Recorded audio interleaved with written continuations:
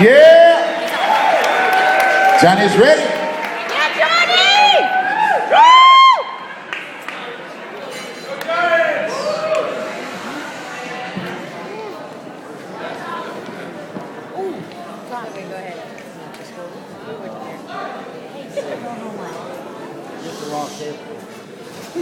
Hello. As most of you know, I am John Gantus, and I'm the brother and best man to Brandon.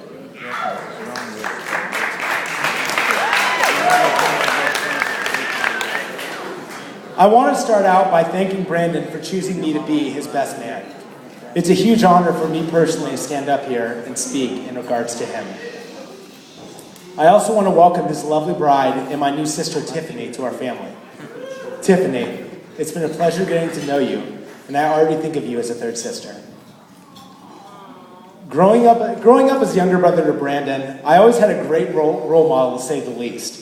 When most of you think of teenagers, you think of a scruffy, grungy-haired kid rolling out of bed in sweatpants and a tank top, scarfing down pizza and guzzling caffeine. Well, that wasn't Brandon. I used to legitimately believe Brandon rolled out of bed with his slacks and dress shirt perfectly pressed and his hair gelled back.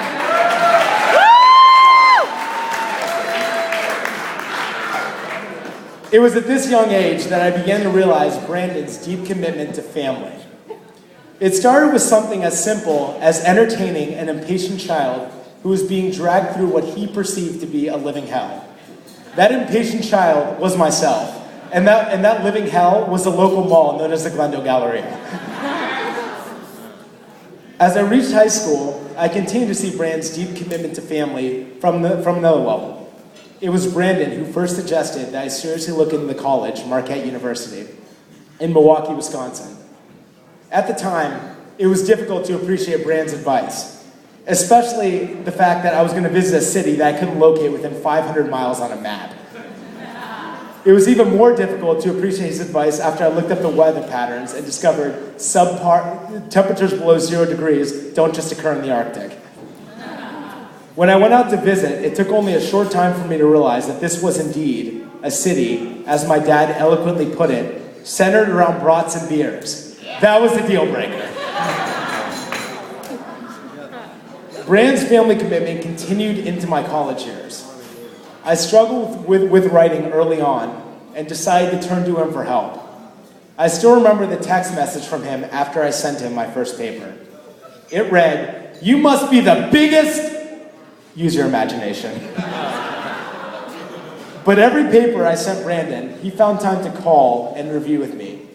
Many times late at night, despite the fact he was attending graduate school and working on the side. After reviewing one of the last papers I wrote during my senior year, Brandon sent me a text that said, "Looks good for the most part, just changed a couple words." He might as well have told me I was Mark Twain.